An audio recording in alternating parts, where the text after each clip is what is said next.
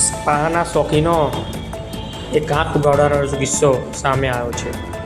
અમદાવાદ શહેરના બોડકદેવ વિસ્તારમાં આવેલ સ્પામાં કામ કરતી મહિલાએ વૃદ્ધ પાસે પડાયા 20 લાખથી પણ વધુ રૂપિયા. આવો તે વૃદ્ધની આપવીતી. વસ્ત્રાપુર પોલીસ સ્ટેશનમાં અરજી આપી છતાં પણ વસ્ત્રાપુર પોલીસ સ્ટેશન નથી કરી રહી કાર્યવાહી. વૃદ્ધનો આક્ષેપ.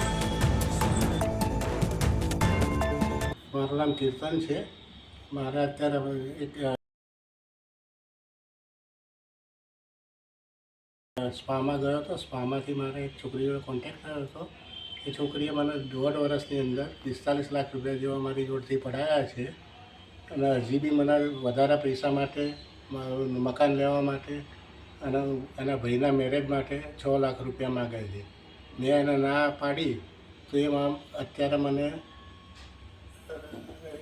મારવા આવી હતી લુખાઓને લઈને, અને જેમ તેમ ગાળો બોલી હતી. અને એ બાબતે મેં વસ્ત્રાપુર પોલીસ સ્ટેશનમાં કમ્પ્લેન કરી છે. પણ આજે 10 દિવસ થયા તો બી આનો કોઈ ઉકેલ આવ્યું નથી કે એ લોકો ત્યાં આગળ હાજર થયા નથી. તો હવે મારે કરવાનું શું આ બાબતે? ટોટલ કેટલા રૂપિયા એ છોકરી અત્યાર સુધી પડાવી દીધા છે? અત્યાર સુધીમાં ઓનલાઈન એન્ટ્રી મારી 10,86,000ની છે.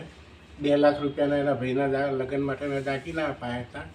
60,000નો ફોન અપાયો હતો. અને ઉપર એ મારા ફાધરના નામની એફડી હતી, મારા નામની એફડી હતી. એ બધું બધું ભેગું થઈને 45 લાખ રૂપિયા જેવું થાય છે.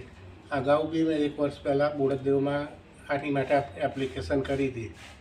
તો ત્યાં બી આનો કોઈ રિસ્પોન્સ નહોતો મળ્યો. અને ત્યાં આગળ મને કોઈ સમાધાન કરીને વાત પતાવડાવી દીધી. ઓકે.